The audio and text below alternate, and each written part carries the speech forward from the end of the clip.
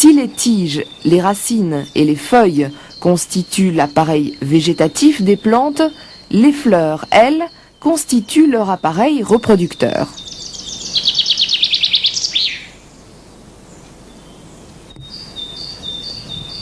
Une fleur typique se reconnaît de loin à ses pétales, qui sont souvent les pièces florales qui attirent le plus le regard. Nous avons choisi comme exemple la fleur du cerisier. Sous ces 5 pétales blancs, on peut découvrir 5 petites lames vertes, les sépales. À l'intérieur de la fleur se dresse en position centrale le pistil entouré de plusieurs étamines. Le pistil correspond à la partie femelle de la fleur. Il comporte à sa base un ovaire renflé contenant un ovule, le stigmate.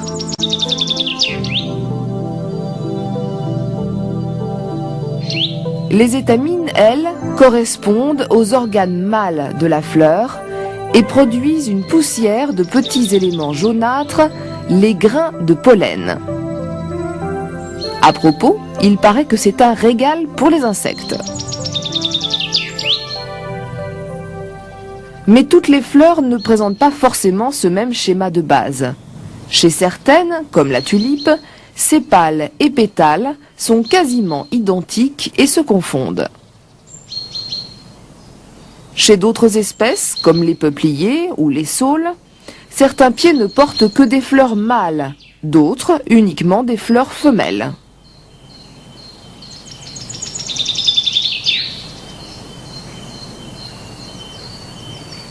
D'autres espèces encore fabriquent des fleurs tellement discrètes que l'on croirait qu'elles ne fleurissent jamais. C'est le cas des grands arbres comme les chênes, les châtaigniers ou les hêtres.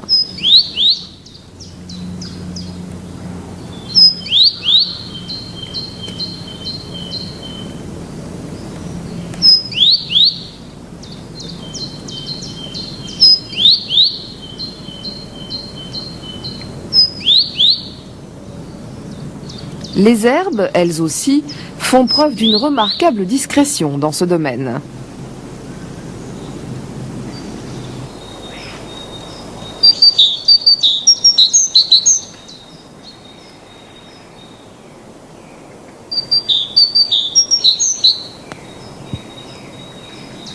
Bref, il semblerait que toutes les variantes possibles autour du thème de la fleur existent dans la nature, parfois même au-delà de notre imagination.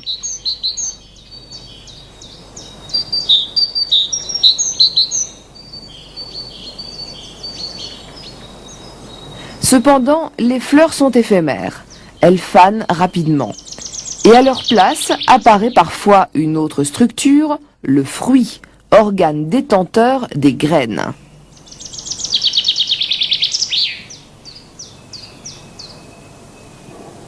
Mais bien avant que le fruit se forme, un certain nombre d'étapes importantes auront dû se réaliser.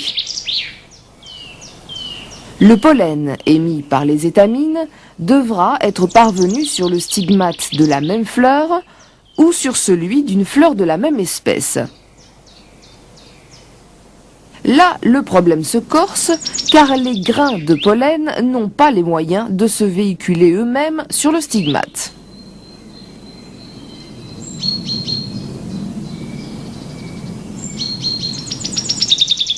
Ensuite, il faut que le stigmate soit réceptif, c'est-à-dire ni trop jeune, ni trop vieux, et qu'il appartienne à la même espèce florale que le pollen. Par exemple, un pollen de pommier n'a aucune chance de jouer son rôle sur le stigmate d'une tulipe. Le pollen doit donc arriver au bon endroit et au bon moment. Mais alors, comment les grains de pollen trouvent-ils le moyen de rejoindre le bon pistil ?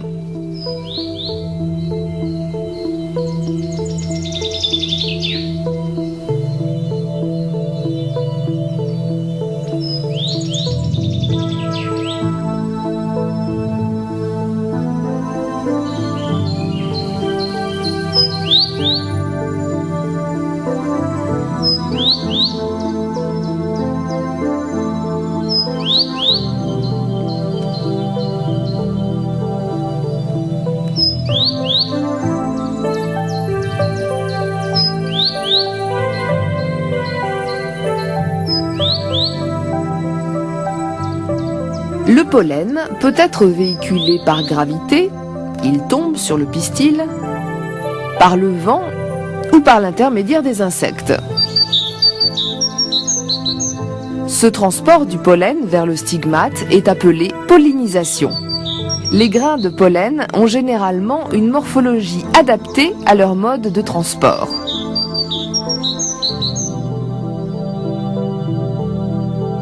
Les pollens disséminés par le vent sont petits et légers et produits en très grand nombre.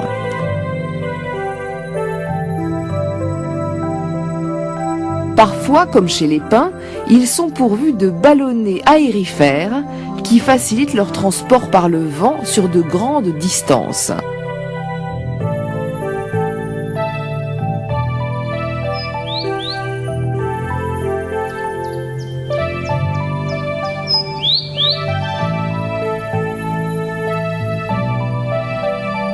Les fleurs qui produisent ces types de pollen ont, elles aussi, une morphologie adéquate. Elles peuvent être groupées en chatons, avoir des fleurs ou des étamines qui se balancent au gré du vent, etc.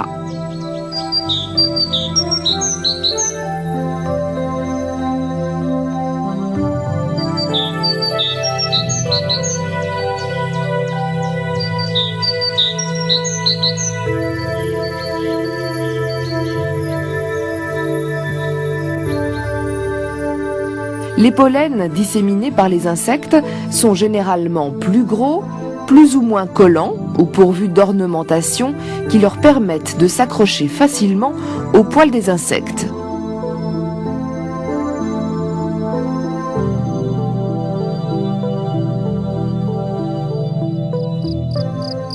Là aussi, les fleurs qui produisent de tels pollens possèdent des structures adaptées à ce mode de pollinisation. Leurs fleurs sont plus grandes et vivement colorées. Elles produisent un liquide sucré, le nectar, dont les insectes sont friands. Parfois même, elles piègent les insectes qui ne peuvent éviter d'emporter du pollen avec eux. C'est le cas de la sauge, qui dispose d'un mécanisme ingénieux.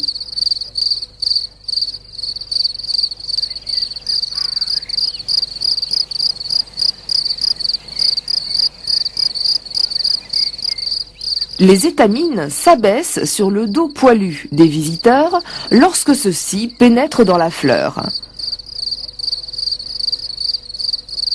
Le pollen reste accroché à l'insecte et sera redéposé plus tard sur le stigmate d'une fleur voisine.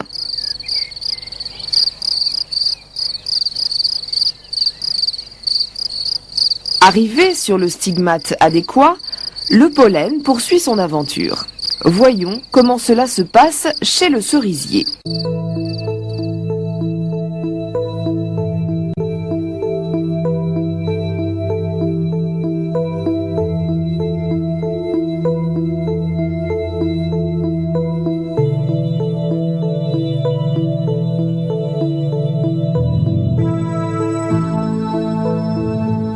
Le grain de pollen commence par fabriquer un tube qui part en direction de l'ovule en suivant les tissus internes du pistil.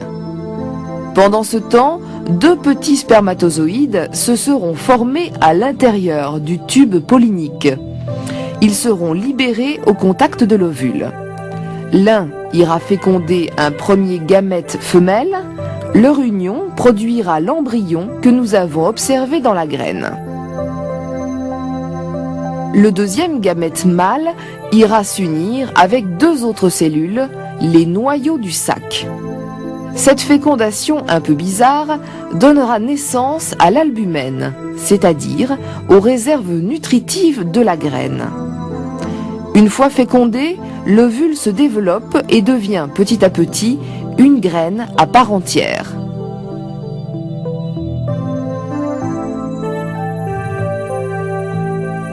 Mais autour de lui s'opère une autre révolution, la transformation de l'ovaire en un fruit qui ne sera pas forcément comestible.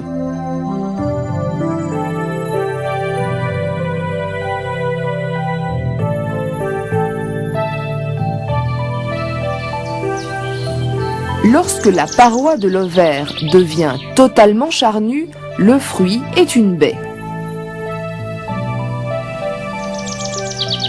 Lorsque la paroi externe de l'ovaire reste charnue, mais que la paroi interne se durcit pour former un noyau qui contiendra la graine, le fruit est qualifié de drupe.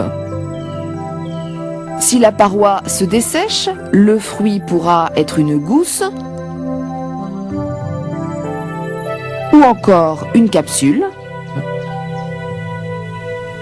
ou encore un akène.